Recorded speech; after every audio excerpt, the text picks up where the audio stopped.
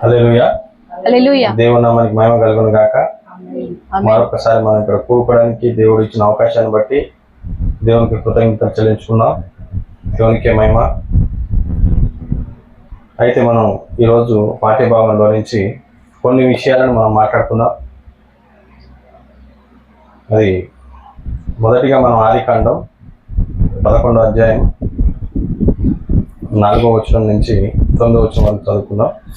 మరియు వారు మనము భూమి అందంతటా చెదిరిపోకుండా ఒక పట్టణమును ఆకాశమునంటూ శిఖరము గల ఒక గోపురమును కట్టుకొని పేరు సంపాదించుకొందము రండని మాట్లాడుకొనగా, యెహోవా నరుల కుమారులు కట్టిన పట్టణమును గోపురమును చూడ దిగివచ్చెను. అప్పుడు యెహోవా, ఇదిగో జనము ఒక్కటే, వారందరికీ భాష ఒక్కటే, వారు ఈ పని ఆరంభించి ఉన్నారు.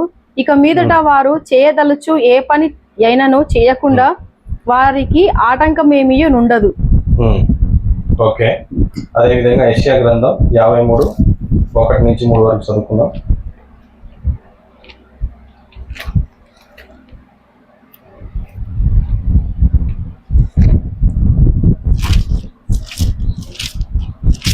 యాభై 1-3. మేము తెలియజేసిన సమాచారము ఎవడు నమ్మెను? యెహోవా బాహు ఎవనికి బయలుపరచబడెను? లేత మొక్కవలెను, ఎండిన భూమిలో మొలిచిన మొక్కవలెను అతడు ఆయన ఎదుట పెరిగెను. అతనికి స్వరూపమైనను సొగసైనను లేదు. మనం అతని చూచి ఆపేక్షించినట్లుగా అతని యందు స్వరూపము లేదు.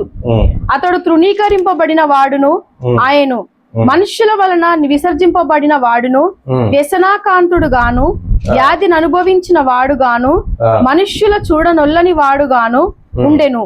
అతడు తృణీకరింపబడిన వాడు గనుక మనము అతనిని ఎన్నిక చేయకపోతిమి. ఆమేన్. ఆమేన్.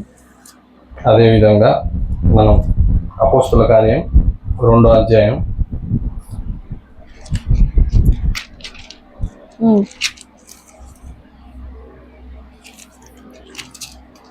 37-38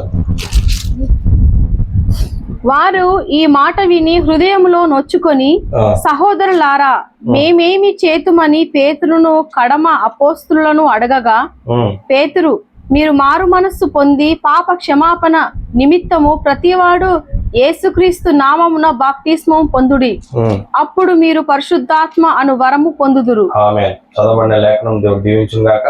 చిన్న ప్రార్థన చేసుకొని మనం వర్తమానంలోకి వెళ్దాం. మహోన్నతుడా, మహిమగల రాజా, కృపా సత్య సంపూర్ణుడా, దేవా నీకు వందనాలు చెల్లించుకుంటున్నాం ప్రభా. మేము అల్పులం, అయోగ్యులం, మాలో ఏముంచి లేదు ప్రభా. ఇది కేవలం నీ కృపనే నా తండ్రి. నీ కృపకే వందనాలు ప్రభా. దేవా మీ ఇక్కడ కూడుకుంది ప్రభా. దేవా నా తండ్రి, మీరు మాతో మాట్లాడితే విని దాని ప్రకారంగా అతను గ్రహించి దాని ప్రకారంగా జీవించాలని ఆశ. మాకు రొట్టెని విరిచి నా తండ్రి ప్రభా మాకు వడ్డించండి ప్రభా. మా కళ్ళు తెరవండి మరి ప్రభా. నిజముగా మార్గంలో ప్రభా మీరు నా తండ్రి ప్రభా నేను శిష్యులతో మాట్లాడుతూ ఉన్నప్పుడు హృదయం మండలేదా అని మీరు మాట్లాడుతున్నారు ప్రభా. నిజమే ప్రభా. ఇప్పుడు మీరు నాతో మాట్లాడుతున్నప్పుడు మా హృదయాలు మండాలని మేము ఆశపడుతున్నాం దేవా. నా తండ్రి అదే విధంగా వారి కళ్ళు తెరిచినట్టుగా మా కళ్ళు మీరు తెరవండి ప్రభా.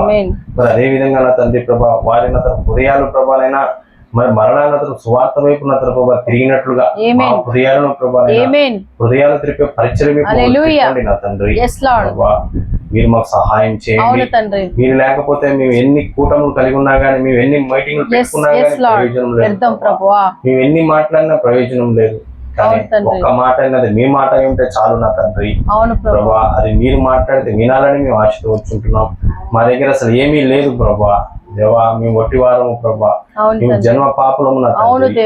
కానీ ప్రభా దేవా నీ కృప ద్వారా నా తండ్రి ప్రభానైనా మరి ప్రభా మీరు మమ్మల్ని రక్షించి ప్రభా మమ్మల్ని విమోచించి ప్రభా నా తండ్రి ప్రభా మరలా మేము కోల్పోయిన జీవ వృక్షంలో ప్రభా మమ్మల్ని పాల్పంపులు ప్రభా ఇచ్చినందుకు మీ కృతజ్ఞతలు. కేవలం నీ కృపనే నా తండ్రి ప్రభా, మాలో ఏ మంచి లేదు ప్రభా, మమ్మల్ని బట్టి కాదు ప్రభా, అవును తండ్రి. మా నీతిని బట్టి మా క్రియలను బట్టి మీకు లేదు ప్రభా. అవును తండ్రి. దేవా, కేవలం నీ కృపను బట్టే మీకు ఉన్నాం ప్రభా. ఆమేన్. మరి ఇప్పుడు చదవబడిన లేఖనాన్ని మీరు దీవించండి ప్రభా. అవును తండ్రి. ఇప్పుడు మీరు మాతో మాట్లాడండి ప్రభా. దేవా, మీరు మాట్లాడితే వినాలని మేము ఆశపడుతున్నాం ఆమేన్. ప్రభా. మా మాటలు పెడతాం నా తండ్రి. ఇప్పుడు మీరు మాట్లాడితే మేము విని దాన్ని నేర్చుకోవాలని మేము ఆశపడుతున్నాం ప్రభా. ఆమేన్. మా అందరి జీవితాలు మార్చుకొని ప్రభా, మీరు సరి చేసుకొని ప్రభా, ఆ బోధ ప్రకారముగా ప్రభా, నేను మీరు చెప్పిన మాట ప్రకారముగా జీవించాలని ఆశపడుతుండగా అవును తండ్రి. మీరే మాకు సహాయం చేయమని మరి ప్రభా, ఈ స్థలమును ప్రభా, మరి ప్రభా అతనికర్త మీరు రండి ప్రభా. ఆమేన్. దేవానత మీరేనా ప్రభానైనా ఈ స్థలాన్ని మీరు తీసుకోమని ప్రభానైనా దేవ, మీరు మాతో మాట్లాడమని నీకే మహిమ ఘనత ప్రభావం చెల్లించుకుంటూ ప్రభా యేసుక్రీస్తు నామంలో అడుగుచున్నాం తండ్రి. ఆమేన్. ఆమేన్. దేవుని నామానికి మహిమ కలుగును గాక. మరి ముందుగా ఒక చిన్న సాక్ష్యాన్ని పంచుకొని నేను ముందుకెళ్ళాలని ఆశపడుతున్నా. ఎందుకంటే దేవుడు ఏ మేలు చేసినా కానీ అది మనము మన సహోదరులతో పంచుకోవాల్సింది. ఎందుకంటే ఒక గొర్రె ఇంకొక గొర్రెని ఆనుకున్నప్పుడు మాత్రమే వెచ్చదనం వస్తుంది అనేసి మన ప్రవక్త గారి ద్వారా మనకు తెలపబడ్డది. దేవుడు మనతో మాట్లాడుతున్నాడు కాబట్టి దేవుడు ఇచ్చిన సాక్ష్యాన్ని నేను పంచుకోవాలని ఆశపడుతున్నా. ప్రతి సాక్ష్యాన్ని కూడా నా కుటుంబంతో నేను పంచుకోవడానికి నేను ఇష్టపడతా ఉంటాను ఎప్పుడు. ఎందుకనంటే ఎవరు నా తల్లి, ఎవరు నా సహోదరులో ఈరోజు మనకి వాక్యము బయలుపరచబడిన తర్వాత స్పష్టంగా మనకు అర్థమవుతా ఉంది ఈరోజు. అయితే మొదటిగా మరి ఒకరోజు నేను పని నిమిత్తం బయటకు వెళ్ళినప్పుడు అక్కడ ఒక చిన్న ప్రమాదం నాకు చోటు చేసుకుంది. అక్కడ ఆ ప్రమాదంలో ఒక సిలిండర్లో ఒక చిన్న గ్యాస్ మేము ఫిల్ చేస్తూ ఉన్నప్పుడు అక్కడ అది అనుకోకుండా అది బ్లాస్ట్ అవ్వడం జరిగింది. అయితే అక్కడ బ్లాస్ట్ అవుతున్న సమయంలో నేను ఇంకొక వ్యక్తి, ఒక ముగ్గురు వ్యక్తులు అక్కడ ఉన్నాం. అయితే ఒక వ్యక్తి నా పక్కన ఇక్కడ ఇలా కూర్చొని ఉన్నాడు. అక్కడ ఆ సిలిండర్ని పట్టుకొని అలా ఉన్నాడు. అయితే ఆ సిలిండర్కి కనెక్ట్ చేసి ఆ సిలిండర్ నుంచి నైట్రోజన్ కనెక్ట్ చేసి నేను ఫిల్ చేస్తూ ఉన్నా. ఆ ఫిల్లింగ్ మొత్తం కూడా నా చేతిలో ఉంది. అయితే నేను దాన్ని తీసుకొని ఫిల్ చేస్తూ ఉన్నప్పుడు మరి నేను నిలబడి నేను ఇట్లా ఫిల్ చేస్తూ ఉన్నప్పుడు అప్పుడు ఆ వ్యక్తి నన్ను ఫోర్స్ఫుల్గా చాలాసేపటి నుంచి నిలబడి ఉన్నారు సార్, మీరు కూర్చోండి అనేసి నన్ను బలంతో పెట్టి కూర్చోబెట్టిండు అక్కడ. నేను వదిలేను సార్, ఏం కాదు పర్లేదు నిలబడే ఉంటా అని చెప్పినప్పుడు లేదు సార్ కూర్చోండి సార్ అనేసి చైర్ తెచ్చి వేసి నన్ను కూర్చోబెట్టాడు. కూర్చోబెట్టిన తర్వాత నేను అది ఫిల్ చేస్తూ ఉన్నప్పుడు అది అనుకోకుండా బ్లాస్ట్ అయింది. బ్లాస్ట్ అయినప్పుడు నేను సిలిండర్కి ఎదురుగా ఇలా కూర్చొని ఉన్నా.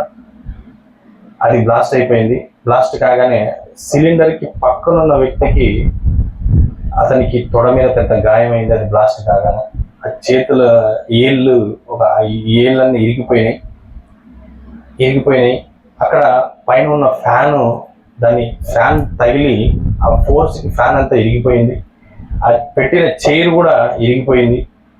నా బ్యాక్ ఉన్న మొత్తం ఆ విండోస్ కావచ్చు, ఆ డోర్ కావచ్చు, అవన్నీ కూడా పగిలిపోయి అంత గాజు పెంకలు, దీని సిలిండర్ పెంకలు అన్నీ ఇలాగ సరౌండింగ్ పడిపోయింది. మొత్తం ఇలాగ పడిపోయినాయి. నేను ఇలా కూర్చొని ఉన్నా. ఈ నా చుట్టూ ఇదంతా కూడా ఇలాగ పడిపోయినాయి అన్నీ. ఇలాగ పడిపోయి ఉన్నప్పుడు అసలుకి నేను అనుకున్న ఈ వ్యక్తికి ఇంత దెబ్బ తగిలిందంటే ఇప్పుడు నాకు ఇంకెక్కువనే దెబ్బ తగిలి ఉండొచ్చు. కానీ నాకు అర్థం అవ్వట్లేదు. ఎందుకు అర్థం అవ్వట్లేదు అంటే సడన్గా దెబ్బలు తగిలితే మనకు తెలియదు కదా అనేసి నేను అనుకుంటా ఉన్నా. కానీ అది పేలిన సౌండ్ కూడా నా చెవులకు తాకలేదు. కానీ పక్కన ఉన్న వాళ్ళంతా పరిగెత్తుకొని వచ్చారు. కానీ నా చెవులకు ఆ సౌండ్ కూడా వినపడలేదు. అయితే నేను తర్వాత లేచి నేను చూసుకుంటే నాకు ఒక్క గాజు పెంక కూడా నన్ను తాకలేదు. దేవునికి మహిమ కలుగును గాక. అసలు సరౌండింగ్ మొత్తం ఇట్లా పడిపోయినది. నా చుట్టూ కూడా, నా వెనక, ఇటు సైడు, ముందు సైడు. యాక్చువల్గా నేను సిలిండర్కి ఇక్కడ ఇలా కూర్చొని ఉన్నా. అసలుకి ఏమన్నా తగిలితే నాకు తగలాలి. ఎందుకంటే నా దగ్గర నుంచే సిలిండర్ పోయింది, ఇటు నుంచే వెనకకు పోయింది, మొత్తం బ్లాస్ట్ చేసేసింది. ఈ మొత్తం ఇలా ఇక్కడ బ్లాస్ట్ అయిపోయి ఫ్యాన్ తగిలింది, ఇక్కడ చైర్కి తగిలింది, వెనకున్న విండోస్కి వీటన్నిటికీ తగిలి మొత్తం కూడా అంత చెల్లాచెదరైపోయి మొత్తం బ్లాస్ట్ అయిపోయింది. అయితే కానీ నాకు మాత్రం ఒక్క దెబ్బ కూడా తగలలేదు, హల్లెలూయా. రాజు పెంక కూడా నన్ను తాకలేదు. గ్లోరీ. దేవునికి మహిమ కలుగును గాక. ఆమేన్. అయితే నాకు ఆశ్చర్యం వేసింది ఏంటంటే ఆ సౌండ్ కూడా నాకు తగలలేదు. కానీ యాక్చువల్గా మనం చూసుకుంటే చిన్న ఆటం బాంబు కావచ్చు, అది ఇక్కడ పేల్చినప్పుడు అదేమవుతుందంటే అది పేలగానే కొంచెం ఈ దగ్గరలో పేలితే మన చెవులకి దిమ్ములు పట్టిపోతాయి. చాలాసేపు మనకి వినపడదు, మనకు అర్థం కాదు. కానీ అక్కడ నా చెవులకు కూడా ఆ సౌండ్ తాకలేదు. పక్కన ఉన్న వాళ్ళు బిల్డింగ్ వాళ్ళు వచ్చారు కానీ నా చెవులకు ఆ సౌండ్ తాకలేదు. అది పేలింది ఏదో చిన్న ఆటం బాంబు కాదు, పెద్ద సిలిండర్. దేవునికి మహిమ కలుగును గాక. ఆ తర్వాత నేను ఇంటికి వచ్చి ప్రార్థన చేసుకుంటా ఉన్నప్పుడు, ప్రభా నిజంగా ప్రభా నువ్వు నిన్ను అరచేతిలో నన్ను చెప్పుకున్నావు ప్రభా, ఎంత గొప్ప దేవుడో ప్రభా అనేసి నేను ఎప్పుడైతే ప్రార్థన చేస్తున్నా అప్పుడే నా భార్యకి దర్శనంలో అరచేతిలో ఒక మనిషి కనపడతా ఉన్నాడు. దేవునికి మహిమ కలుగును గాక. అంటే దేవుడు నిజంగా ఆ యెషయా గ్రంథం 49 అధ్యాయం నుంచి మాట్లాడుతున్నాడు. ఆయన మనకి ప్రాకారంగా ఉన్నాడంట. ఏ విధంగా ఉన్నాడు? ప్రాకారంగా ఉన్నాడు. ఆయన అరచేతిలో మనని చెక్కుకున్నాడు, మన అరచేతిలో పెట్టుకున్నాడు. ఆయన మన చుట్టూ ప్రాకారం ఉందట. ఆయన నిజంగా ఆ ప్రాకారాన్ని నేను ఆ రోజు చూసాను. దేవునికి మహిమ కలుగును గాక. ఎందుకనంటే ఇట్లా చుట్టూ మొత్తం పడిపోయినా గానీ మనకి అసలు ఈ గింత అసలు ఒక చిన్న పెంక కూడా ఇట్లా రాసుకోలేదు. నాకు ఎంత గొప్ప దేవుడు. నిజంగా దేవుడు ఆ రోజు నేను ఎప్పుడు కూడా సాక్ష్యాలంటే కొన్ని నేను అప్పుడప్పుడు యూట్యూబ్లో చూస్తూ ఉంటాను. నేను ఏంటంటే కొంతమంది ఇట్లా బైక్ మీద పోతా ఉన్నప్పుడు అక్కడ దేవుడు వచ్చేసి సడన్గా అక్కడ యాక్సిడెంట్ చేసి తప్పించినట్టు, ఒక కార్లో పోతా ఉన్నప్పుడు ఏదో నడుస్తూ ఉన్నప్పుడు ఏదో చెట్టు కింద పడిపోయి సడన్గా అక్కడి నుంచి ఆ వ్యక్తిని తప్పించినట్టు, ఇవన్నీ కూడా కొన్ని చూస్తూ ఉంటాం. చూసినప్పుడు మనకి నిజంగా చాలా సంతోషం అనిపిస్తుంది. కానీ అదే మన పట్ల మన దగ్గర జరిగితే దానికి మనకి అవతలంలో మాట్లాడాలి. అంటే దేవుడు చేసిన కార్యాలు మనం నిజంగా రుచి చూసి ఎరిగినప్పుడు ఆనందం వేరుంటది. దేవుడికి మహిమ కలుగును గాక. మన దేవుడు ఆ విధంగా మనల్ని ప్రొటెక్ట్ చేస్తా ఉన్నాడు. మన అదే విధంగా రీసెంట్ కూడా మళ్ళీ ఒక యాక్సిడెంట్ సాధారణ నిజంగా ఎన్నో విధాలుగా మనం శోధిస్తూ ఉంటాడు. కానీ ప్రతి దాంట్లో నుంచి దేవుడు నేనున్నా అనేసి మనం తప్పిస్తూ ఉంటాడు. దేవునికి మహిమ కలుగును గాక. మరి అదే విధంగా మనం మోటార్ పడతా ఉన్నప్పుడు ఆ మోటార్ ఒక నలుగురం కలిసి మేము పడతా ఉన్నప్పుడు ఇద్దరు వ్యక్తులు సడన్ గా దాన్ని వదిలేసారు. అయితే అది వచ్చేసి 150 kgs వరకు ఉంటుంది, వెయిట్ ఉంటుంది. అయితే యాక్చువల్గా దాని కాస్ట్ 1 lakh వరకు ఉంటుంది. అయితే దాన్ని మళ్ళిద్దరు వదిలేయగానే మరి నేను కూడా వదిలేస్తే అది పగిలిపోతుందేమో అనేసి నేను దాన్ని నిదానంగా కింద పెట్టి దేవుని కృపను బట్టి అన్ని ఏళ్ళు చేతులేళ్ళు తీసేసినా కానీ ఒక్క ఏలు మాత్రం దాని కింద ఊడిపోయింది. ఒక ఏళ్ళు దాని కింద ఉండిపోయినప్పుడు అది నిజంగా చాలా భయంకరంగా కట్ అయిపోయింది, మొత్తం చితికిపోయింది. చితికిపోతే నిజంగా నొప్పి నేను తట్టుకోలేకపోయినా. కానీ వెంటనే ఒకటే అనుకున్నా, ప్రభువా ఈ ఏళ్ళన్నీ దాని కింద ఉంటే నా పరిస్థితి ఏంటి, నా కుటుంబం పరిస్థితి ఏంటి ప్రభువా, ఎంత గొప్ప దేవుడు ప్రభువా. ప్రతి చోట కూడా ప్రతి చిన్న విషయంలో కూడా మీరు ఎలా కాపాడతారు ప్రభువా, ఎంత గొప్ప దేవుడు నువ్వు అనేసి నేను ఆయనకి కృతజ్ఞతలు చెల్లించుకున్నాను. ఆ తర్వాత హాస్పిటల్కి వెళ్ళిన తర్వాత నిజంగా ఫస్ట్ ఒక హాస్పిటల్కి వెళ్ళినాం. ఆ హాస్పిటల్లో ఆ వ్యక్తి చూడగానే 35,000 దాకా అవుతుందండి, ఒక బెడ్ తీసుకోవాలి మీరు, లోపల బోన్ ఫ్రాక్చర్ అయిపోయింది, చాలా కట్ అయిపోయింది అనేసి చెప్పినప్పుడు నాకు నిజంగా ఏంది ప్రభా ఇంత అమౌంట్ ఎలా పెట్టాలి, ఎందుకు ప్రభా నేను పెట్టకపోయినా కానీ మా సారు అక్కడ పెడుతున్నా కానీ ఎందుకు పెట్టియాలి, వద్దు ఇక్కడ వద్దు. ఎందుకనంటే కొంతమంది నేను డాక్టర్లను చూసినప్పుడు ప్రైవేట్లో చాలా చీటింగ్ ఉందండి, నేను చాలా బాధపడ్డా. అయితే మా అమ్మ విషయంలో కూడా ఆ విధంగానే ఆ ప్రైవేట్ హాస్పిటల్లో చీటింగ్ జరిగినప్పుడు అక్కడ వాళ్ళు 6 లక్షలు పేమెంట్ చెప్పారు మా అమ్మకి ఒక చిన్న యాక్సిడెంట్ అయినప్పుడు. అయితే అక్కడి నుంచి నిమ్స్ అనే హాస్పిటల్కి మేము తీసుకెళ్ళినప్పుడు 6,000 అయిపోయింది. దేవునికి మహిమ కలుగును గాక. అయితే నాకు నమ్మకం లేదు, వద్దండి ఇక్కడ వద్దు, వేరే హాస్పిటల్కి వెళ్దాం అనేసి అక్కడి నుంచి ఇంకా పక్కన ఒక శారద హాస్పిటల్ అని ఉంది, గవర్నమెంట్ హాస్పిటల్, అది ట్రస్ట్కి సంబంధించిన హాస్పిటల్. అయితే అక్కడికి వెళ్ళినప్పుడు అక్కడ అతను చూసిన తర్వాత ఇది ఫ్రాక్చర్ లైట్గా అయిందండి, బోన్ కొంచెం సైడ్ జరిగింది, దానివల్ల ఏమి ఇబ్బంది లేదు, కానీ ఇది స్కిన్ బాగా కట్ అయిపోయింది లోపల దాకా, నాకు తెలిసి ఇక్కడ మొత్తం బ్లాక్ అయిపోయింది పైన, అక్కడ ఎటువంటి స్పర్శ లేదు, అక్కడ బ్లడ్ కూడా మళ్ళీ వచ్చి మళ్ళీ అక్కడ రికవర్ అయ్యే ఛాన్స్ లేదు అనేసి చెప్పి, ఒకవేళ ఇది కానీ రికవర్ అవ్వకపోతే ఏళ్ళు కట్ చేయాల్సి వస్తుంది అనేసి ఆ వ్యక్తి చెప్పినప్పుడు నేను ఒకటే అన్నా, లేదు నా దేవుడు స్వస్థపరుస్తాడు. ఆమేన్. నా దేవుడికి అసాధ్యమైంది ఏది లేదు. అసలు నిజంగా హాస్పిటల్కి వెళ్ళగానే అక్కడ శారద హాస్పిటల్లో ఎదురుగా క్యాలెండర్ని చూస్తా ఉన్నాను నేను. ఆ క్యాలెండర్ కూడా క్రిస్టియన్ క్యాలెండర్. నిజంగా అక్కడ వాక్యం కనపడతా ఉంది నాకు. అప్పుడు నాకు అనిపించింది ఆయన జోన్లోకి వచ్చేసినాను. దేవునికి మహిమ కలుగును గాక. ఆ హాస్పిటల్ నుంచి నిజంగా ప్రతి విషయంలో కూడా ఆయన మనని అక్కడికి తీసుకెళ్తాడు. ఆయన అంత గొప్ప దేవుడు ఆయన. అయితే నేను అక్కడికి వెళ్ళిన తర్వాత నేను ఒకటే చెప్పిన, లేదండి మీరు స్టిచెస్ వేయండి, ప్రాబ్లం లేదు, నా దేవుడు స్వస్థపరుస్తాడు, స్వస్థపరచువాడు నా దేవుడే, మీకేం ప్రాబ్లం లేదు సార్, చేయండి సార్, వేయండి, కట్ అయిపోతుంది తర్వాత అంటే నో ప్రాబ్లం చేయండి అనేసి చెప్పినప్పుడు ఆయన స్టిచెస్ వేసి పంపించేసిన తర్వాత మళ్ళీ ఒక 5 days అట్లా వెళ్ళి, నిజంగా అందరు భయపడతా ఉన్నారు. అంటే అక్కడ ఆఫీస్కి సంబంధించిన ఏరియాలో అది యాక్సిడెంట్ అవడం వల్ల వాళ్ళు కూడా ఎక్కడ మాకు బ్యాడ్ నేమ్ వస్తుందో అనేసి వాళ్ళు కూడా కొంచెం చాలా భయపడతా ఉన్నారు, బాధపడతా ఉంటే నేను ఒకటే చెప్పిన వాళ్ళకు కూడా, సార్ మీరు భయపడకండి, బాధపడకండి, నా దేవుడు స్వస్థపరుస్తాడు, అది ఏమి కాదు, నా దేవుడు స్వస్థపరుస్తాడు, నాకు నా దేవుడి మీద నమ్మకం ఉంది, నాకు మనుషుల మీద నమ్మకం లేదు, నా దేవుడి మీద నమ్మకం ఉంది అని చెప్పినప్పుడు ఆ తర్వాత హాస్పిటల్కి వెళ్ళిన తర్వాత ఆ కట్టు విప్పినప్పుడు డాక్టర్ చూసి నిజంగా రికవర్ అవుతుందండి అన్నాడు. దేవునికి మహిమ కలుగును గాక. ఎంతో గొప్పగా దేవుడు ప్రతి విషయంలోనూ ఆయన కాపాడుతా వస్తా ఉన్నాడు.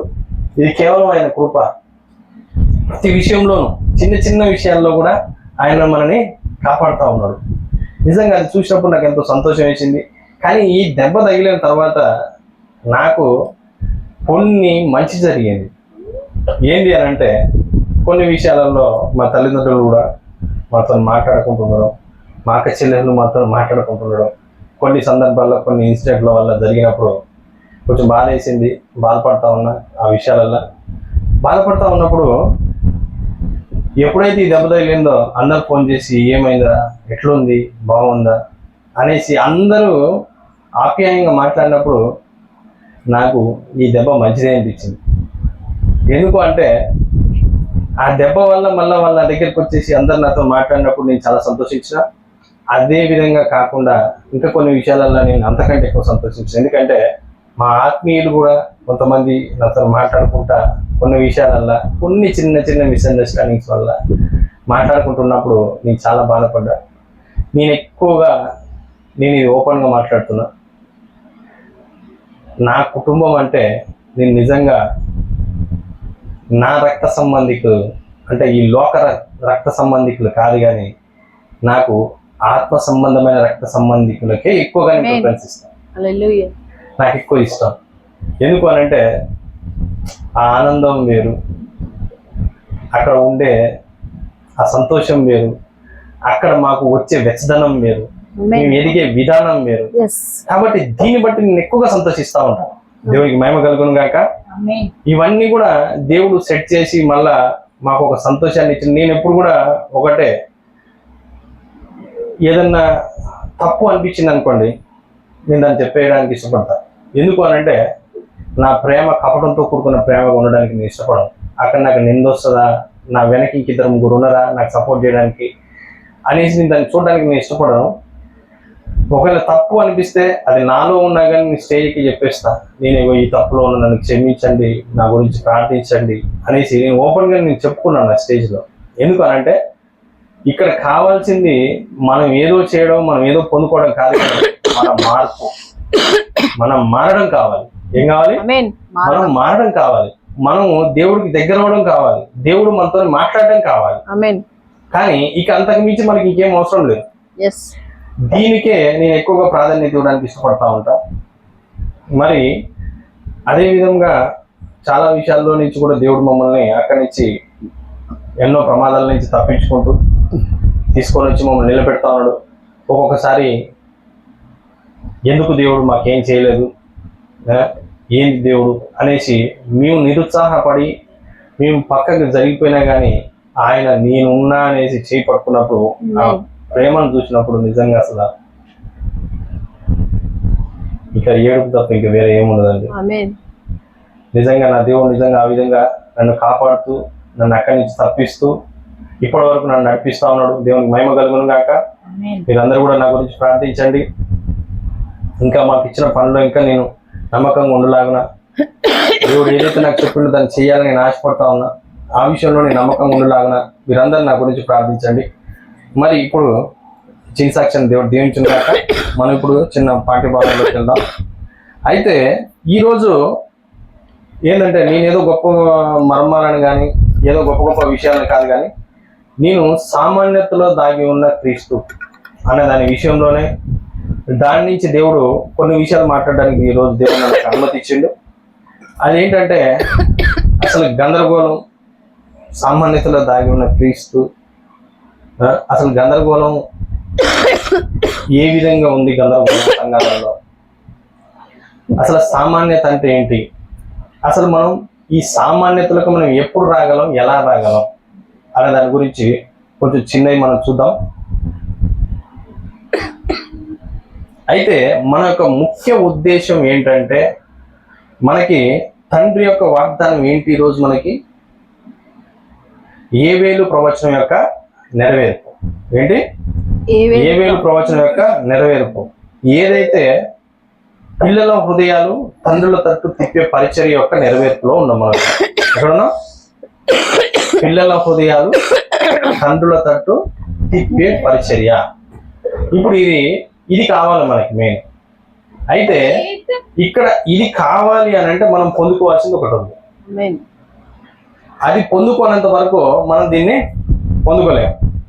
అయితే ఇక్కడ ఇది సంఘాల్లో చూసినట్టయితే ఎక్కడ చూసినా కానీ గందరగోళం ఎక్కువగా ఉంటుంది. ఇప్పుడు గందరగోళం ఏంటా గందరగోళం? మీరు మోషే కాలంలో చూసినట్టయితే ఐగుప్తులో నుంచి దేవుడు ఇజ్రాయేలుని వాళ్ళందరినీ బయటికి తీసుకురావడం మనం చూస్తాము. కానీ అక్కడతో గందరగోళం పోయిందా? పోలేదు. వాళ్ళందరూ కూడా ఒక్కొక్క దానిని బట్టి వాళ్ళు బయటికి రావడం జరిగింది. అంటే కొంతమంది ఇక మనకేం ప్రాబ్లం లేదురా, మనకు ఫుడ్ బాగుంటుంది, దేవుడు అన్ని మనకు సమకూరుస్తాడు, మనకి ఇంకెటువంటి ప్రాబ్లం లేదు, అన్ని దేవుడు మనకి ఇస్తాడు అనేసి కొంతమంది.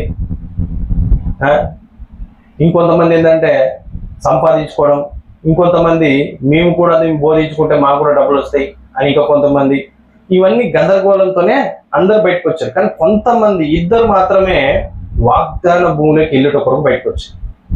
వాళ్ళ యొక్క ఉద్దేశం ఏంటి? వాగ్దాన భూమిలోకి వెళ్ళడం. కానీ మిగతా వాళ్ళందరూ కూడా బయటకు వచ్చారు. కానీ వాళ్ళ యొక్క ఉద్దేశాలు, వాళ్ళ ఆలోచనలు లోపల ఒకటి ఉన్నాయి వేరే. వాళ్ళ యొక్క ఆలోచన వేరు. వాళ్ళ ఆలోచన కొంతమంది ఏంటంటే పేరు సంపాదించుకోవాలని, ఇంకొంతమంది ఏమో వాళ్ళకి డబ్బు సంపాదించుకోవాలని, ఇంకొకరు పరపతి కావచ్చు. ఒక్కొక్కరికి ఒక్కొక్క విధానం. దేవుడు ఇచ్చిన ఆ యొక్క గిఫ్ట్ని తీసుకొని మంచిగా దండుకోవడం కోసం, వీటన్నిటి కోసం వాళ్ళందరూ బయటకు వచ్చారు. కానీ ఇద్దరు మాత్రం వాగ్దాన భూమిలోకి వెళ్ళడం కోసం వచ్చారు. ఏంటి? వాగ్దాన భూమిలోకి వెళ్ళుట కొరకు వాళ్ళు బయటికి తీసుకురాబడ్డారు. కానీ మిగతా వాళ్ళంతా మన్నాను తిని మన్నైపోయి అంటుంది లేఖనం. ఏమయ్యారట? మన్నాను తిన్నారు, కానీ చివరికి మన్నైపోయారట. ఎందుకనంటే వాళ్ళ ఆలోచనలు. ఈరోజు కూడా మీరు వర్తమానంలో మీరు చూసినట్టయితే ఈ గందరగోళం వెంబడిస్తా ఉంది. ఏందా గందరగోళం? ఆ గందరగోళం ఏంటంటే మనకి బాప్తిసం అంటే ఏంటో అర్థమైపోయింది. ఈరోజు చదివేసినాం కాబట్టి బాప్తిస్మం అనగానే ప్రభువైన యేసుక్రీస్తునామంలో బాప్తిస్మం కరెక్ట్, మిగతా అదంతా రాంగ్ అనేసి మనం క్లియర్ స్టేట్మెంట్ ఇస్తా ఉన్నాం. ఎందుకంటే మనం చదివినాం కాబట్టి ఈరోజు. ఆ తర్వాత సర్ప సంతానం అనగానే ఈరోజు వర్తమానం వాళ్ళు చేతులు ఎత్తుతా ఉన్నాం. ఎందుకంటే మనకి దాని గురించి పూర్తిగా మనం తెలుసుకున్నాం ఈరోజు. అయితే సర్ప సంతానం అంటే మనకి క్లియర్గా అర్థమైపోయింది. మరి ఇక్కడ బాప్తిస్మం అంటే అర్థమైపోయింది, ముద్రలలో ఏముందో అర్థమైపోయింది, ప్రత్యక్షత అంటే ఏంటో అర్థమైపోయింది, ఇవన్నీ అర్థమైపోయి ఇక మేము కరెక్ట్ అనే స్టేజ్లోకి మనందరం వచ్చేసాం. అవునా కదా? అంతే కదా? కానీ ఇక్కడ గందరగోళం పోలేదంటే ఇంకా ఆ గందరగోళమే ఏంటంటే డాక్ట్రిన్స్. ఏంటి డాక్ట్రిన్స్? ఏం డాక్ట్రిన్స్? ఒకళ్ళేమో మిలియనర్ ఉండమంటారు, ఇంకొకళ్ళు ఎత్తబడ్డమంటారు, ఇంకొకళ్ళు ఎత్తబడలే అంటారు, ఇంకొకళ్ళేమో బూస్ట్ డాక్టరీన్ అంటారు, ఇంకొకళ్ళేమో ఆల్రెస్ట్ డాక్టరీన్, ఎన్నో డాక్టరీలు వచ్చినాయి. అవునా కదా? ఎందుకు ఇవన్నీ గందరగోళం? వర్తమానం వచ్చింది, మన్నా తింటున్నాం, మన్నా చదువుతున్నాం, కానీ మనకి ఒక క్లారిటీ లేదు. ఎందుకు లేదు ఈరోజు ఆ క్లారిటీ? ఎందుకు ఇంకా గందరగోళంలో ఉన్నాం? ఎందుకు ఆ విధంగా జరుగుతూ ఉంది? ఎందుకు జరుగుతూ ఉన్నాయి ఇవన్నీ? మనం ఇంకేదో చేయవలసింది. ఏం కావాలి మనకి? చిన్న ఎగ్జాంపుల్ చెప్తా. ఏంటంటే ఈరోజు ఒక వ్యక్తికి మ్యారేజ్ అయింది, ఒక కుటుంబం ఇవ్వబడదు అతనికి. ఆ కుటుంబం ఇవ్వబడిన తర్వాత ఆ వ్యక్తి వాళ్ళని ఎదురుగా కూర్చోబెట్టుకొని వాళ్ళకి రోజు మాటలు మాట్లాడుతూ ఉన్నాడు. ఏంటి మాటలు మాట్లాడుతూ ఉన్నాడు, చెప్తా ఉన్నాడు, వాళ్ళు వింటా ఉన్నారు. ఫస్ట్ డే వింటున్నారు. అర్థమైందా? దేని గురించి? ఫిజికల్ దాని గురించి మాట్లాడతాం ఫస్ట్, తర్వాత స్పిరిచువల్లోకి వెళ్దాం, ఆటోమేటిక్గా అర్థమైపోతుంది. అయితే ఫిజికల్గా ఏంటంటే ఒక ఫుడ్ ఉంది, ఆ ఫుడ్ గురించి ఆయన ఒక పేపర్ తీసుకొని చదువుతా ఉన్నాడు. ఫుడ్, ఈ ఫుడ్, ఆ ఫుడ్, ఇది అది అనేసి చదువుతా ఉన్నారు. ఇక్కడ భార్య కూర్చుంది, పిల్లలు కూర్చున్నారు, వింటా ఉన్నారు. 1 hour, 2 hours, 3 hours, 1 day. ఇప్పుడు వీడికి కడుపు నిండుతుందా? కానీ తండ్రి చెప్తున్నాడు, నేను మిమ్మల్ని అధికంగా ప్రేమిస్తా ఉన్నా అనేసి మాటలతో వాయించేస్తా ఉన్నాడు. కడుపు నిండుతుందా? వీళ్ళకి నిండట్లేదు. మరి వీళ్ళకి కడుపు ఎప్పుడు నిండుతుంది? తండ్రి ప్రేమిస్తున్నా అంటే అర్థం ఏంటంటే వాళ్ళకి కావాల్సిన ఆహారాన్ని తీసుకొని రావాలి. ఆమె ఏం చేయాలి? తండ్రి కష్టపడి ఆహారాన్ని తీసుకొచ్చి ఇవ్వాలి. అది ప్రేమ. కానీ నేను ప్రేమిస్తున్నా అనేసి మీకు ముద్దులు పెట్టినా కానీ, పిల్లలకి ఏం చేసినా కానీ, మంచి మంచి మాటలు మాట్లాడినా కానీ కడుపు నిండుతుందా? తండ్రి అనే పొజిషన్ ఎప్పుడైతే వచ్చిందో పచ్చిక గల చోటికి తీసుకెళ్ళి మేపే సామర్థ్యత రావాలంట. ఏం కావాలి? పచ్చిక గల చోటుకి తీసుకెళ్ళి మేపగలగాలి. ఇది తండ్రి చేయాలి. ఇది ఫిజికల్గా మనం ఇప్పుడు చెప్తా ఉన్నాం, వారి కడుపు నిండుతలేదు. ఎందుకు నిండట్లేదు? అసలు ప్రేమ అంటే ఏంటంటే పచ్చిక గల చోటుకి తీసుకెళ్లేది. ఆమె పచ్చిక గల చోటికి తీసుకెళ్లేది నిజమైన ప్రేమ. కానీ ఈరోజు అది ఆ విధంగా లేదు. మనం మాట్లాడుతూ ఉన్నాం, కోర్స్ తీస్తూ ఉన్నాం, కోర్సులోనే మాట్లాడుతూ ఉన్నాం, కానీ ఈరోజు కావాల్సింది లైఫ్ కావాలి. లైఫ్ ఎక్కడుంది? సామాన్యతలో దాగి ఉంది. ఆమె ఈ సామాన్యత అంటే మనము జీవించేది కాదు, మనం అనుకున్నది కాదు. నేను చదివి ఈరోజు కోపపడొద్దు అనగానే కోపాన్ని అణుచుకొని లోపల కోపం పెట్టుకొని నవ్వేదా? కాదు. అర్థమైందా? అబద్ధం ఆడద్దు. అర్థమవుతుందా? లోపల ఒక ఉద్దేశం పెట్టుకొని బయటికి ఇంకోటి మాట్లాడేదా? మరి ఏంటి? సామాన్యతలకు ఎవరు రాగలరు? సామాన్యత అంటే ఏంటి? కయ్యను ఏబేలు మనం తీసుకున్నట్టయితే కయ్యను ఏబేలు కంటే నీతిమంతుడని చెప్పబడుతుంది. అవునా కదా? కానీ ఏబేలు బలి అర్పణని అంగీకరిస్తా ఉన్నాడు దేవుడు, కానీ కయ్యను యొక్క అర్పణని అంగీకరిస్తలేడు. ఎందుకు అంగీకరిస్తలేడు? కయ్యనులో ఆ యొక్క సత్క్రియ లేదంట. ఏం లేదు? సత్క్రియ లేదు. యాకోబుని ప్రేమించి తిని ఏశావుని ద్వేషించి తిని. ఎందుకు? పుట్టగానే ఏం పాపం చేసిండు? దేవుడి యొక్క ఎన్నిక మాత్రమే సామాన్యతలోకి రాగలదు. ఆ ఎన్నిక మాత్రమే ముద్రలలో ఏముందో చూడగలదు. ఎందుకంటే సామాన్యతలోకి వచ్చిన వారికి ముద్రలు కానీ సామాన్యతలు చదివిన వారికి ముద్రలు కాదు. ఆమేన్. సామాన్యతలు చదివితే కాదు, సామాన్యతలకు వచ్చిన వారు. ఈ సామాన్యతలకు ఎవరు రాగలరు? మరి దేవుడి యొక్క ఎన్నిక. ఆమేన్.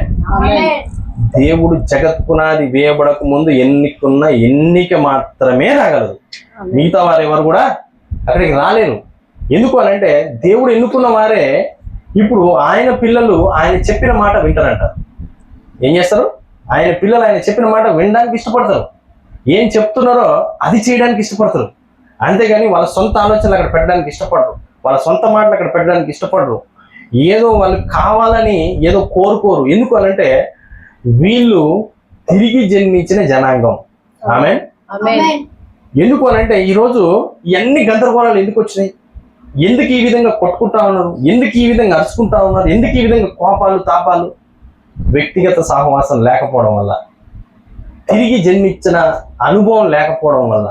ఎందుకు అంటే భర్తతోని వ్యక్తిగత సహవాసం కావాలి. సహవాసం లేకపోతే ప్రయోజనం లేదు. ఈరోజు ఒక ఆమె వచ్చేసి తండ్రి యొక్క, కుమారుని యొక్క, పరిశుద్ధాత్మ యొక్క నామంలో బాప్తిసం అంటా ఉంది అని అన్నప్పుడు మనకి భర్తతోని వ్యక్తిగత సహవాసం లేకపోతే అది తీసి చూపెట్టేది బైబిల్లో నుంచే.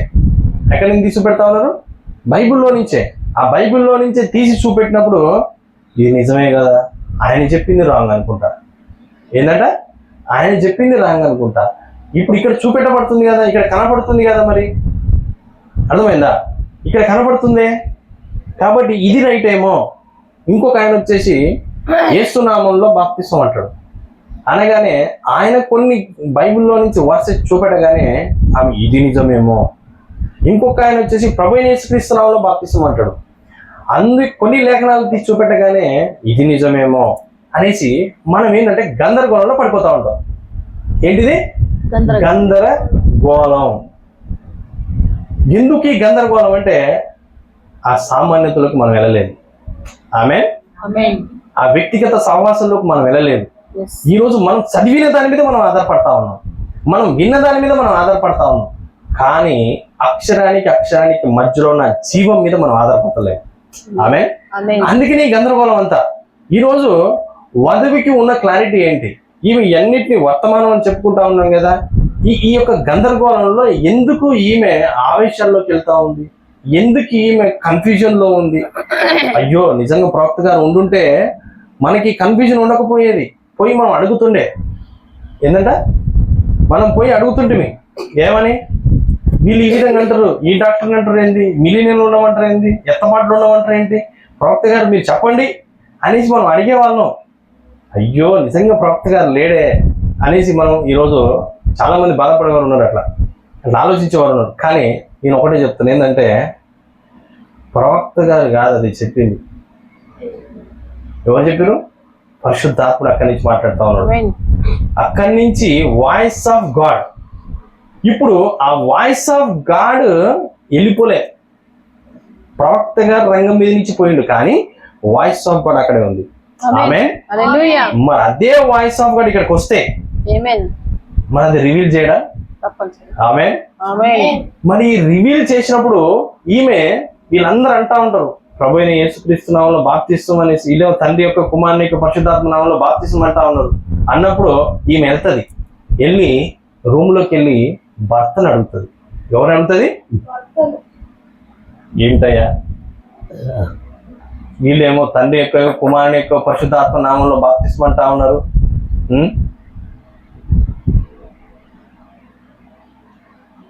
వీళ్ళేమో తండ్రి యొక్క, కుమారుని యొక్క, పరిశుద్ధాత్మ నామంలో బాప్తిసం అంటా ఉన్నారు. మరి ఏంటి నాకు అర్థం అవ్వట్లేదు. ప్రభువైన యేసుక్రీస్తు నామం కరెక్టా, తండ్రి యొక్క, కుమారుని యొక్క, పరిశుద్ధాత్మ నామం కరెక్టా అనేసి ఆమె ఎవరిని అడుగుతుంది? ఏ బిషప్ని అడగట్లేదు, ఏ జెఫర్సన్ విల్ని అడగట్లేదు. అర్థమవుతుందా? ఏ పెద్ద పెద్ద పోపులను అడగట్లేదు, ఎవరిని అడగట్లేదు. ఈమె ఎవరిని అడుగుతుంది? సామాన్యతలో దాగి ఉన్న క్రీస్తుని అడుగుతా ఉన్నది. ఆమె ఎందుకనంటే ఈమె సామాన్యతలో దాగి ఉన్న క్రీస్తుతోనే కనెక్షన్ ఉంది. అర్థమైందా? ఈమె దగ్గరకు వచ్చేసి ఎత్తబాటు అయిపోయింది తెలుసా అనేసి అంటే, ఎత్తబాటు అయిపోతే నేను ఎత్తబడిపోయినా తెలుసా? ఎందుకు తెలుసా? ఆయన నేను లేకుంటే ఎత్తబాటు ఎట్లయితుంది? ప్రతిరోజు నాతో మాట్లాడుతా ఉన్నాడు. ప్రతిరోజు మేమిద్దరం వ్యక్తిగత సహవాసం కలిగి ఉన్నాం.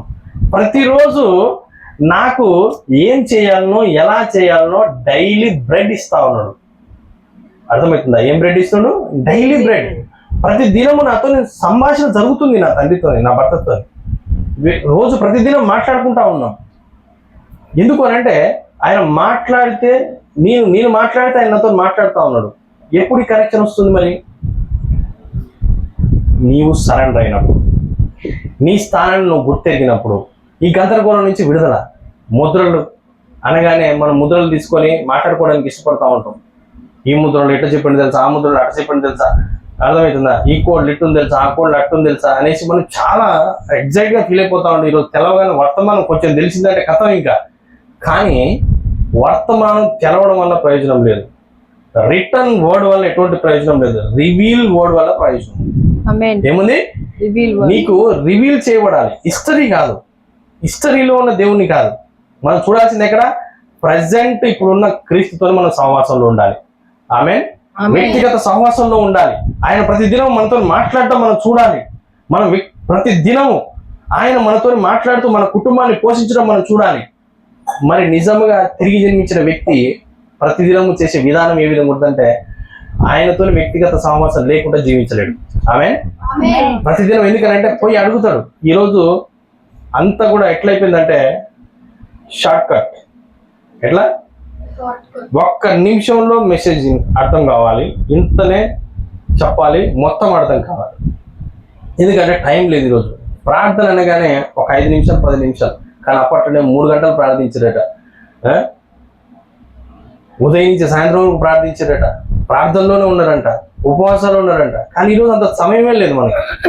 ఎందుకు లేదు? మనం నిజంగా వింటున్నాం, కానీ దాని ప్రకారంగా జీవిస్తున్నాం. ఆమె మనకు కావాల్సింది ఏంటంటే ఈరోజు వినడమే కాదు, జీవించడం కావాలి. ఈ వర్తమానంలో మనం ఈరోజు మనం ఉన్నాము అని అంటే ఆయన కృప, ఆయన పెట్టిన మనకి గొప్ప కృప. కాబట్టి ఈరోజు మనకు అది ఇవ్వబడింది దేనికి అంటే, ప్రతి సాక్ష్యం కావచ్చు, ప్రతి మెసేజ్ కావచ్చు, మన కొరకు కాదు, ఇతరుల కొరకు జీవించడం కొరకే, ఇతరులకు ఇచ్చుట కొరకే. అందుకనే దేవుడు అక్కడ ఎవరినైతే ఆయన నిలబెట్టుకుంటాడో వాళ్ళతోని ఆయన మాట్లాడుతూ ఉంటాడు. దాన్ని మనం విని దాని ప్రకారంగా జీవించడానికి మనం ఇష్టపడాలి.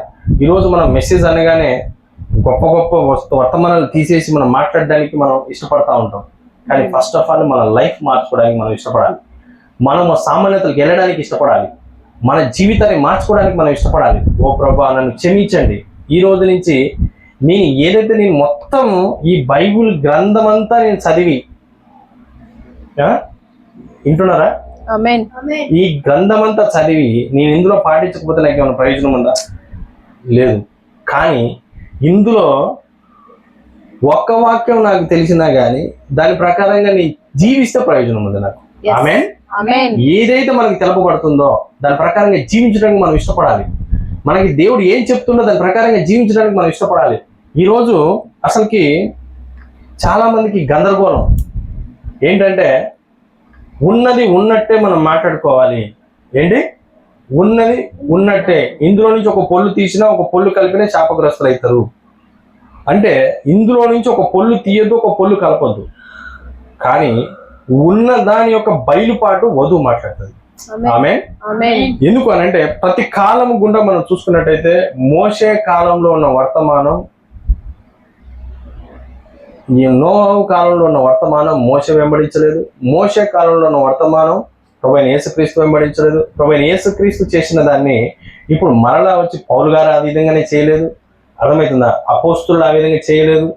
ఆ తర్వాత ఇప్పుడు ఈ కాలంలో కూడా మనం అక్కడ ఉన్న బయలుపాటునే మనం చూస్తాము. ఆ విధంగా చేయలేదు. అంటే ధిక్కరించిరా, బైబిల్ని తోసేసిర్రా, తీసేసిర్రా, కలిపిర్రా? లేదు. ఏం చేసిర్రు? మరి అక్కడ వాక్యం యొక్క బయలుపాటు ద్వారా నడిపించబడతా ఉన్నారు. ఆమేన్. ఆమేన్. ఎందుకంటే పరిశుద్ధాత్ముడు వచ్చి ఇప్పుడు అక్కడ ఏముందో అక్షరానికి మధ్యలో ఉన్న జీవాన్ని రివీల్ చేస్తా ఉన్నాడు వధువుకి. ఆమేన్. ఇప్పుడు వధువుకి రహస్యంగా బయలుపరచబడతా ఉన్నది, ప్రతి మర్మము బయలుపరచబడతా ఉన్నది. ఇప్పుడు ఈమెకి ఎక్కడ బయలుపరచబడతా ఉన్నది? ఈ గందరగోళంలో ఉంటే కాదు, ఈ గందరగోళంలో నుంచి బయటికి రావాలి. బయటికి రావాలంటే ఏం చేయాలి మరి? దేవుడు చెప్పింది ఏదైతే ఉందో అది చేయాలి. ఆమేన్. ఆమేన్. ఈ రోజు మిమ్మల్ని సరెండర్ అవ్వమంటుండు, అర్థమవుతుందా? మీరు సరెండర్ అవ్వాలి. మిమ్మల్ని పశ్చాత్తాపడమంటుండు, మీరు పశ్చాత్తాపడాలి. ఆమేన్. మరి ఇది ఎవరు చేయగలరు? మరి సక్రియ పెట్టబడిన వారు మాత్రమే, ఆమేన్. వారు మాత్రమే వింటారు. ఎందుకంటే లేఖనం క్లియర్ గా చెప్తుంది ఏమని? నా గొర్రెలు నా స్వరం విను. మేకలు ఏంటి మరి ఎను, ఎందుకేనంటే అది గొర్రె కాదు కాబట్టి. ఇప్పుడు సక్రియ ఎవరిలో ఉంది? గొర్రెలో ఉంది. ఆమేన్. మేకకి తెలివి ఉండొచ్చు, మేకకి మేధాశక్తి ఉండొచ్చు, మేకకి జ్ఞానం ఉండొచ్చు, మేక రోజు రెగ్యులర్ గా చర్చికుండా వస్తుండొచ్చు, మేక రోజు చర్చిల్లే ఉండొచ్చు, మేక చర్చిల్లే పండుకోవచ్చు, కానీ బయలుపరచబడదు. ఎందుకంటే కయ్యను నిజంగా వ్యవసాయం చేసేవాడు అని అంటే అక్కడ అతనికి ఏబేలు కంటే ఎక్కువ జ్ఞానం ఉండాలి, అవునా కదా?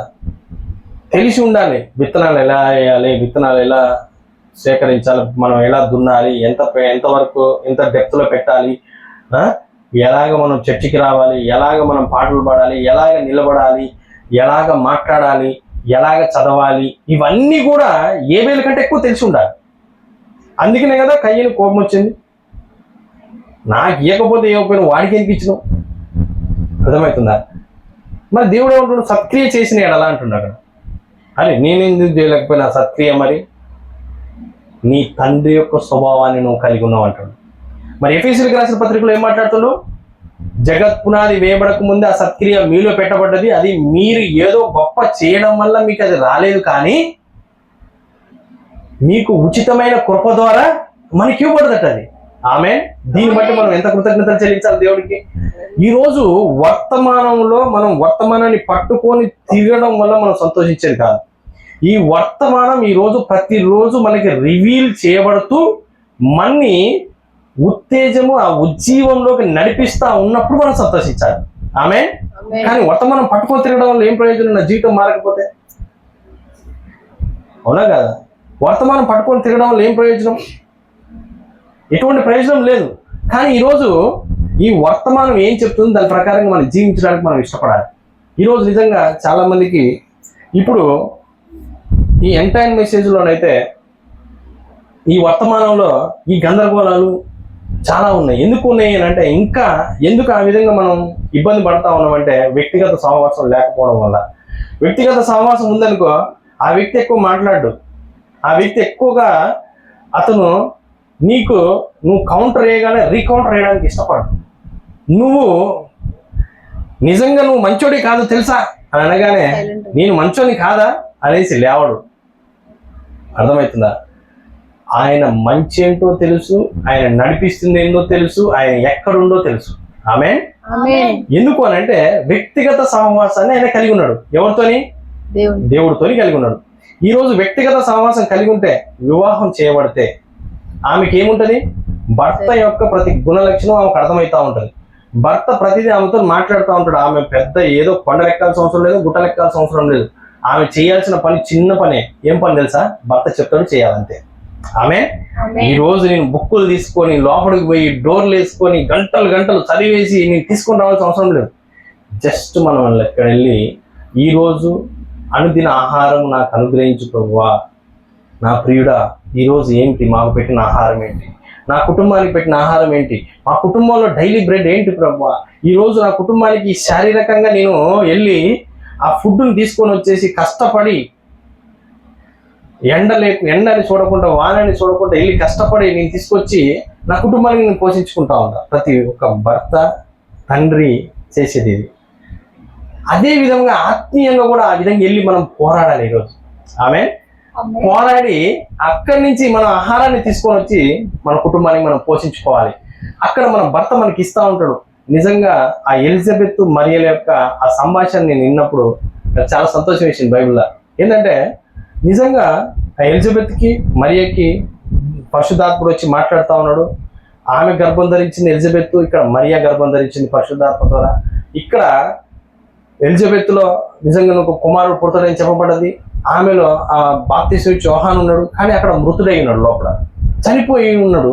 అప్పుడు ఇక్కడ పరిశుద్ధాత్మ ద్వారా గర్భవతి అయిన మరియా ఆ ఎలిజబెత్ దగ్గరికి వెళ్ళి ఆమె మాట్లాడగానే ఆమె ఎవరిని తీసుకొని వెళ్ళింది అక్కడికి? యేసుని మోసుకొని వెళ్ళిందట.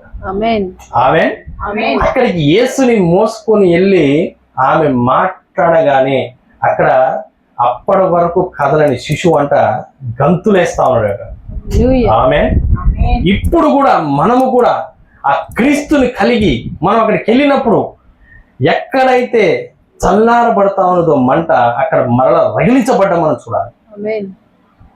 ఆ యొక్క సంభాషణ మరలా మనకు కావాలి. ఎందుకంటే రోగులకే వైద్యులు అవసరం అట.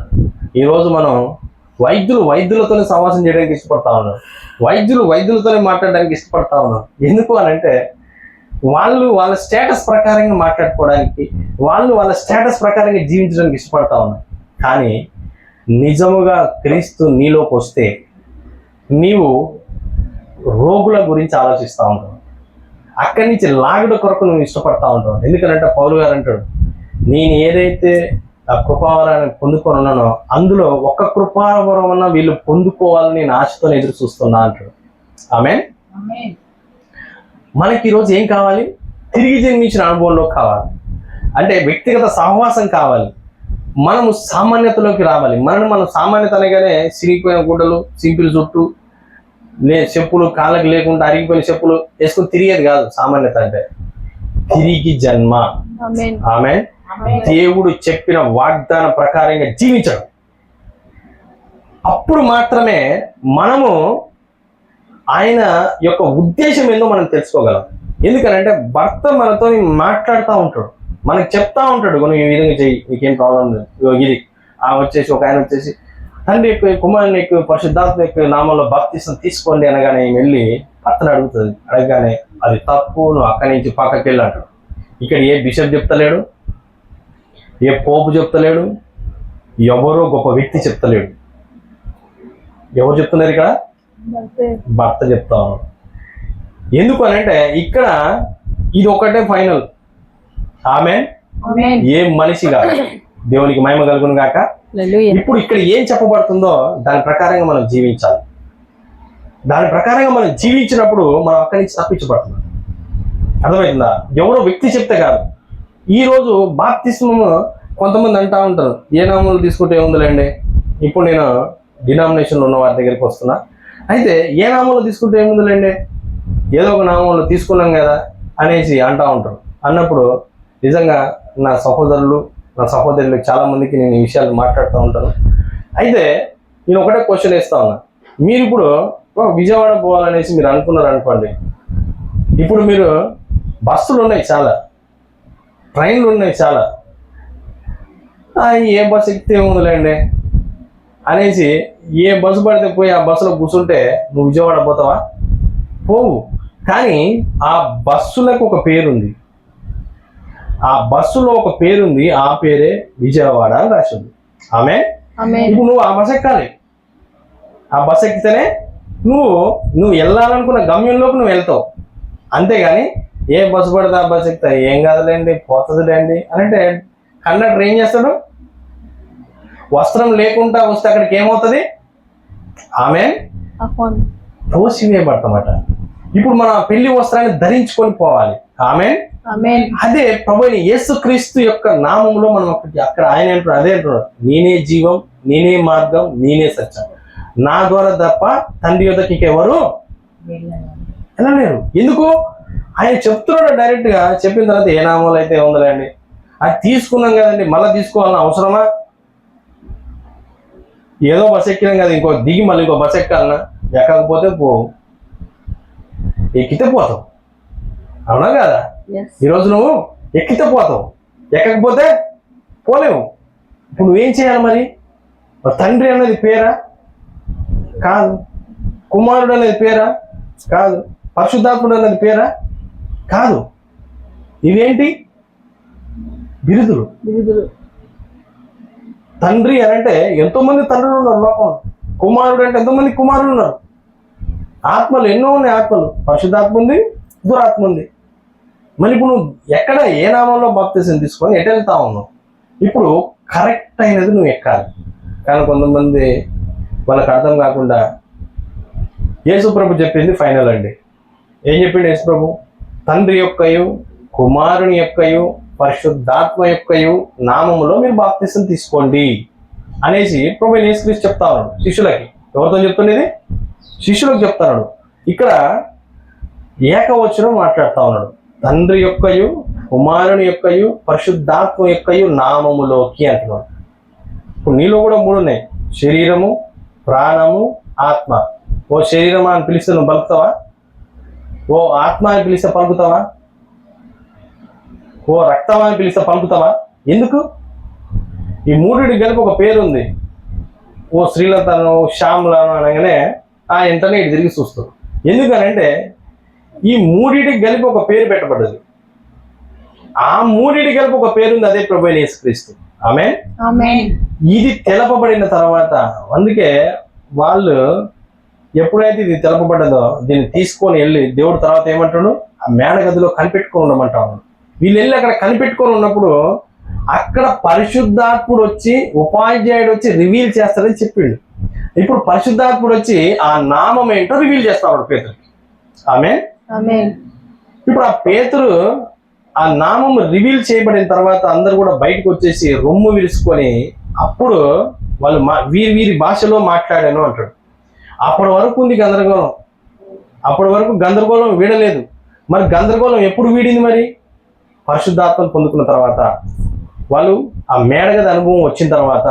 ఇప్పుడు ఈ రోజు మనకి ఎప్పుడు రివీల్ చేయబడుతుంది ఇవన్నీ అంటే, మనము కూడా పరిశుద్ధాత్మను పొందుకున్న తర్వాత, మనము కూడా మేడగది అనుభవాన్ని కలిగి ఉన్న తర్వాత, అక్కడ క్రీస్తు తిరిగి జన్మించిన తర్వాత, అప్పుడు మనకు అవన్నీ రివీల్ చేయబడ్డం మనం చూస్తూ ఉంటాం. అందుకే వాళ్ళు హృదయాలు నొచ్చుకోనట. అప్పుడు ప్రభువైన యేసుక్రీస్తు బాప్తిసం తీసుకున్న తర్వాత వాళ్ళు పరిశుద్ధాత్మను పొందిరి అని రాయబడుతుంది లేఖనంలో, అపోస్తలుల కార్యంలో. అవునా కాదా? మనం కూడా ఇప్పుడు పరిశుద్ధాత్మను పొందుకోవాలి. నిజంగా ఈ లోకంలో ఏమోనండి, మరి మా చర్చలో మాత్రం తండ్రి యొక్క, కుమారుని యొక్క, పరిశుద్ధాత్మ నామములో బాప్తిసం ఇచ్చిర్రు, మేము తీసుకున్నాం. అయితే ఇక మరి ఒకవేళ కానీ ఇప్పుడు మళ్ళా ప్రభువైన యేసుక్రీస్తు నామం అన్నాం అనుకో, మా చర్చ నుంచి వెళ్ళేస్తాం ఫస్ట్ ఆఫ్ ఆల్. ఇంకొకటి, మరి సొమ్ములు పెట్టుకోవద్దంటారు మీ దాంట్లో. మాకు ఏమో మా కోసం కాకపోయినా కానీ మా చుట్టాల కోసం పెట్టుకోవాల్సి వస్తుంది. ఎందుకనంటే మా చుట్టాలు ఇప్పటికే మనకి బొట్టు తీస్తేనే పెద్ద తప్పు చేసినట్టు చూస్తూ ఉన్నారు. మరి ఈరోజు ఇవన్నీ తీస్తే కూడా మన అసలు మమ్మల్ని దగ్గరికి రానియలేమో అనేసి మనం మనుషుల గురించి ఆలోచిస్తూ ఉంటాం, లోకం గురించి ఆలోచిస్తాం. అప్పటి వరకు కూడా నువ్వు లోకం గురించి ఆలోచించినంత వరకు క్రీస్తుని దగ్గరికి రాలేడు. ఎందుకంటే లోకం నీలో ఉంది కాబట్టి. కానీ గొర్రె ఏం చేస్తుందంట? వినగానే ఏం చేయగానే, వినగానే వెంటనే ఏం చేస్తుంది? ఆ స్వరానికి లోబడుతుంది. అవునా కదా? ఏం చేస్తుంది? గొర్రె వినగానే లోబడుతుంది. కానీ అది కోడి పిల్లల మధ్యలో ఉంది ఇంతకాలం, ఈ డినామినేషన్ మధ్యలో ఉంది, ఆ యొక్క తండ్రి యొక్క, కుమారుని యొక్క, పరిశుద్ధాత్మ నామముల మధ్యలో ఉంది. వీళ్ళు పెట్టిన ఫుడ్ తింటుంది, కానీ దానికి ఇష్టం ఉండట్లేదు. అది అసహించుకుంటా ఉన్నది, సీదరించుకుంటా ఉన్నది, వేక్కంటా ఉంది. కానీ దానికి తప్పట్లేదు, వేరే ఫుడ్ దొరకట్లేదు. దానికి ఏ ఫుడ్ కరెక్టో ఇంకా దానికి తెరపబడలేదు. కాబట్టి అప్పటి వరకు ఏం చేస్తుంది? తిని సర్దుకుపోతా ఉంది పక్షిరాజు పిల్ల కోడి పిల్లల మధ్యలో ఉండి. కానీ ఒకరోజు తల్లి స్వరం వినబడతా ఉన్నదట. అర్థమవుతుందా? అసలైన వర్తమానం వచ్చిందట ఆమె దగ్గరికి. ఆమేన్. ఎప్పుడైతే ఈ వర్తమానం వచ్చిందో అప్పుడంట ఈమెలో ఏదైతే గుణలక్షణం ఉందో అదే గుణలక్షణం ఇక్కడ కనపడతా ఉందట. ఇక్కడ ఏ గుణలక్షణం అవుతుందో ఈమెలో అదే గుణలక్షణం కనపడతా ఉన్నదట. దీనికి మ్యాచ్ అవుతా ఉన్నదట. ఏది ఇష్టం లేదు ఈమెకి, దీనికి ఇష్టం లేదట. ఏమి ఖండిస్తుందో ఇది అదే ఖండిస్తుందట. ఏది చూడడానికి ఇష్టపడతలేదు ఇది చూడడానికి ఇష్టపడతలేదంట. అర్థమవుతుందా? ఏది కరెక్ట్ అనేసి ఈమె అనుకుంటుందో అదే కరెక్ట్ అనేది చెప్తుందట. అర్థమవుతుందా? ఈ ఫుడ్ ఆమెకి ఆరోగ్యాన్ని ఇస్తుందట. ఆమె ఆమేన్. అప్పుడు ఈమె వెంటనే ఏం చేస్తుంది, ఈ స్వరానికి లోబడుతుందంట. ఎమ్మట పక్షిరాజు పిల్ల ఆ యొక్క తల్లి స్వరం వినబడగానే నేను లాగే స్వరాలు చాలా ఉంటాయి. మళ్ళా అర్థమవుతుందా? కింద ఉండి కోడి పిల్లలంట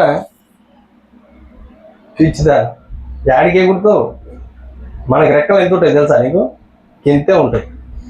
కొంచెం ఎక్కువ కింద మనకి ఏమవుతుంది తెలుసా? ఊడిపోతాయి, ఈకెలు ఊడిపోతాయి అనేసి చెప్తా ఉందట. అది చెప్పేది అబద్ధమా? అది చెప్పేది అబద్ధమా? కోడి పిల్ల చెప్పేది అబద్ధమా? నిజమే, దానికి అంతే ఉంటాయి రెక్కలు, అది అంతవరకు ఎగరగలదు. కానీ ఇక్కడ ఈ పక్షిరాజు పిల్ల మాత్రం దీనికంటే అధికంగా బలం ఇవ్వబడింది, దీనికంటే దూరానున్నది చూడగలిగే శక్తి ఇవ్వబడింది, దీనికంటే దూరానికి ఎగరగలిగే రెక్కలు ఇవ్వబడ్డాయి. ఆమె ఇప్పుడు ఇది చెప్తా ఉంది, ఇది లాగుతా ఉంది, ఇది లాగుతుంది. కానీ తల్లి స్వరం వినబడతా ఉంది, పైకి రా తల్లి, నేను రాలేనంట, నువ్వు రాగలవు. నీకు వాళ్ళు చెప్పేది నిజమే, వాళ్ళకి కాకపోతే గుంట రెక్కలు ఉన్నాయి, నువ్వు దానికి సంబంధించిందని కాదు. ఇప్పుడు నీకు ఏ స్వరం అర్థమవుతుంది? కోడి స్వరం అర్థమవుతుందని నా స్వరం అర్థమవుతుందా? నీదే. ఇప్పుడు నువ్వు నా పిల్లవు కదా, వచ్చాయి. ఇప్పుడు ఇవేం చేస్తుంది? ఈ గందరగోళం నుంచి ఎగిరిపోవడం మొదలు పెడుతుంది. ఆమె ఈమె గందరగోళం నుంచి ఎగిరిపోయి ఎక్కడ దాక్కుంటుంది? మరి ఆయన ఆశ్రయపురంలోకి వెళ్ళిపోతుంది, ఆయన దాగు చోటులోకి వెళ్ళిపోతుందట, ఆ సామాన్యతలోకి వెళ్ళిపోతుందంట, ఆయన చెప్పింది వినడంలో వెళ్ళిపోతుందంట. అప్పటి వరకు ఈమె కోపం ఉండొచ్చు, అప్పటి వరకు ఈమెకి దేశం ఉండొచ్చు, ఇతరులు అంటే ఇష్టం లేకుండా ఉండొచ్చు, ఇతరులు చూడగానే ఆమెకి ఊగిపోతుండొచ్చు శిగంలాగా, వాళ్ళకి నచ్చని వచ్చిర్రంటే ఆమె ఇంటర్నెట్ ముఖం తిప్పుకొని ఉండొచ్చు ఇంతకాలం ఈమె. కానీ ఎప్పుడైతే ఈ వర్తమానం వచ్చిందో, ఈమె లోకి ఆ వర్తమానం వచ్చిందో, ఆ వర్తమానం బట్టి ఈమె స్వభావాన్ని మార్చేసిందట. ఆమె మార్చేసి ఇంతకు ముందున్నలాగా కోపం రావట్లేదంట, ఇంతకు ముందున్నలాగా అసహ్యం లేదట, అసూయ లేదట, ఆ ద్వేషం లేదంట. ఎవరిని చూసినా కానీ శత్రువుని సైతం ప్రేమించే గుణం వచ్చిందట. అప్పుడు చెప్తుందట ఆమె ఏమని తెలుసా? ఇక జీవించేది నేను కాదు, ఎవరు?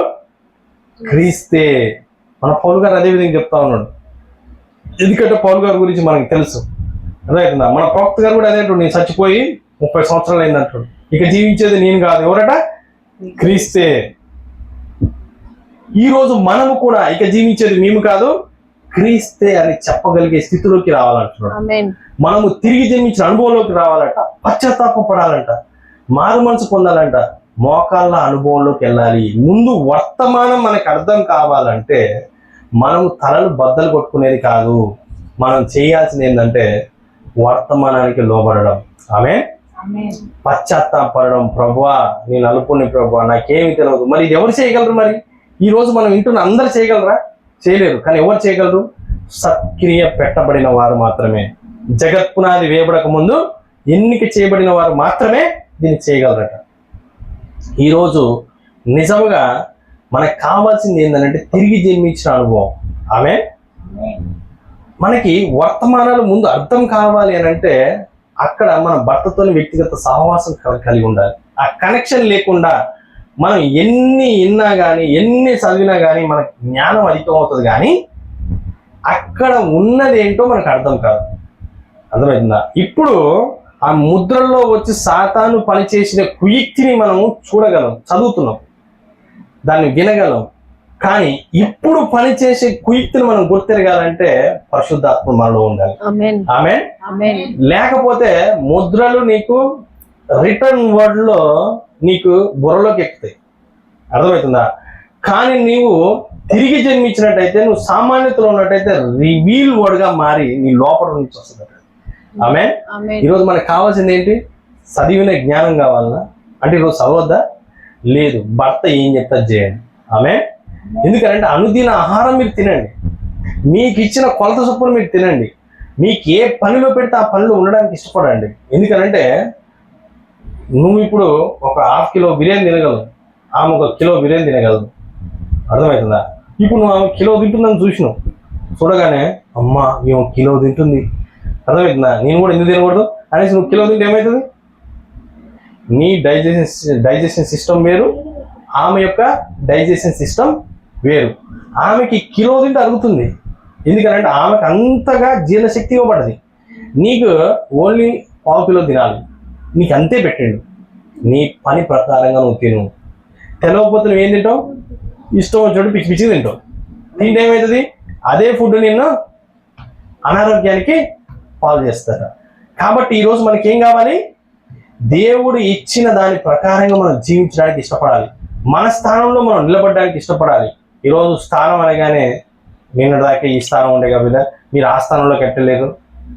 దేవుడు మనకి ఏదైతే ఇచ్చిండో ఆ స్థానంలో మనకి రివీల్ చేయబడినప్పుడు మనం అప్పుడు నిలబడాల్సి వస్తుంది. ఆమె మనం ఏదో ఒక పొజిషన్ని మనం ఆశించేది కాదు. మనకి దేవుడు పెట్టిన దాన్ని ఎవరు మనని కించపరిచినా, మనని ఎవరు చిన్న చూపు చూసినా మనం ఆ పొజిషన్లో నిలబడేది అయి ఉన్నది. ఆమె మనం వేరే వాళ్ళ గురించి మనం ఆలోచించేది కాదు. కానీ వేరే కొంతమంది మాట్లాడుతూ ఉంటారు, బ్రదర్ ఎవరైనా చెప్తే వాళ్ళు ఎన్నో మాటలు మాట్లాడుతుంటారు. బ్రదర్ కుక్క మురిగింది అనుకోండి, వాళ్ళ మాటలు పట్టించుకోకండి అనేసి అంటూ ఉంటారు. ఇది వాస్తవంగా నిజమే. కుక్కలు పోతుంటే మరుగుతుంటాయి, అర్థమైందా? అటన్నిటిని మనం పట్టించుకోవాల్సిన అవసరం లేదు. కానీ అందులో కొన్ని మంచి కుక్కలు ఉంటాయంట. ఆమె ఇందులో కొన్ని మంచి కుక్కలు ఉన్నాయి, పిచ్చి కుక్కలు ఉన్నాయి. పిచ్చి కుక్కలు అంటే ఏంటంటే పిచ్చిలు వేసి పిచ్చి పిచ్చిగా మొత్తుకుంటా ఉంటాయి. కానీ మంచి కుక్క ఏం తెలుసా? మంచి కుక్కకి వెనక ఏముందో కనపడుతుంది, మన లోపల ఏముందో దానికి అర్థమవుతూ ఉంటుంది. అందుకే అవి నైట్ పూట కొన్ని కుక్కలు మొత్తుకుంటా ఉంటాయి. ఎందుకు? వాటికి ఆత్మలు కనపడతా ఉంటాయి. కానీ అన్ని కుక్కలు మీరు తోసేయకండి, ఇది నా అడ్వైస్ మాత్రమే. ఎందుకనంటే కుక్కల్లో కూడా మంచి కుక్కలు ఉన్నాయి. అవి చెప్పినప్పుడు అది కుక్క అని మీరు తోసేసే బదులు నిజంగా ఆ లోపము నాలో ఉందా లేదా అనేసి చూసి పక్కన పెట్టండి. ఆమె చూడకుండా మనం ఇది కుక్కలే, ఇది పిచ్చి కుక్క మాట్లాడుతుంది, ఎన్నో మాట్లాడతారు, వాటన్నిటిని మనం పట్టించుకోవడం అవసరమా అనేసి అనుకుంటా ఉంటాం. అర్థమైందా? కానీ కుక్కల్లో కూడా మంచి కుక్కలు ఉన్నాయి, ఆత్మలు కనపడతా ఉంటాయి. వాటికి అవి అరుస్తూ ఉంటాయి. అరుస్తుంది కదా అనేసి కొట్టకండి, తరవకండి. కొంచెం చూసి ఈ కుక్క ఏ కుక్క, ఇది ఈ కుక్క మాట్లాడింది లేఖనంలో మార్చేస్తుందా లేకపోతే పిచ్చి పిచ్చిగా మొత్తుకుంటుందా అని పరిశీలన చేసి తోసేయండి. కాబట్టి ఈరోజు మనకి ఏం కావాలి? తిరిగి జన్మించిన అనుభవం కావాలి. మనము ఎక్కడ కూడా రాజీ పడడానికి ఇష్టపడద్దు. లోకంలో ఎవరి గురించి మనం ఆలోచించొద్దు. ఎందుకు అనంటే ఏ క్షణము ఏ గడియో తెలియదు. కాబట్టి మీకు ఇవ్వబడిన అవకాశాన్ని సద్వినియోగం చేసుకోండి. మీకు ఇదే మన ప్రవక్త గారు మాట్లాడుతుందంటే ఇదే ఆఖరి ప్రార్థన అన్నట్టుగా ప్రార్థించండి. ఏమో ఎప్పుడు ఏమవుతుందో చెప్పగలమా? ఎన్నో అపాయాల నుంచి దేవుడు తప్పిస్తా ఉన్నాడు. ఒకరోజు మన సమయం వచ్చిందనంటే మనం వెళ్ళిపోతాం ఇక్కడి నుంచి, అవునా కదా? కానీ ఆ లోపు మనకేం కావాలి? సిద్ధపాటు కావాలి. సిద్ధపాటు లేకుండా పోతే మన పరిస్థితి ఏంటి మనం ఒకసారి ఆలోచించుకోవాలి. వీళ్ళు చూస్తారేమో, ఈ బాప్తిసం తీసుకుంటే వీళ్ళు ఏమనుకుంటారేమో, ఇక్కడి నుంచి నేను మరి నన్ను వెలివేస్తారేమో. ఈ లోకము నిన్ను ఎంత మెచ్చుకున్నా కానీ నీవు నరకానికి వెళ్ళిపోతావు. కానీ ఈ లోకము నిన్ను దోషేసినా దూషించినా నీవు వాక్య ప్రకారంగా జీవిస్తే నువ్వు ఎక్కడికి పోతావు? పరలోకానికి వెళ్తావు. ఈ యొక్క క్షణికమైన సంతోషం కోసం, ఈ యొక్క ఇప్పుడు ప్రేమించి తర్వాత తిట్టి తర్వాత దూషించే ఈ యొక్క రిలేషన్ కోసం అసలైన దాన్ని మనం కోల్పోదామా? లేకపోతే దేవుడు చెప్పినట్టుగా ప్రభువైన యేసుక్రీస్తు నామములో బాప్తిస్మం అంటే ఏంటి?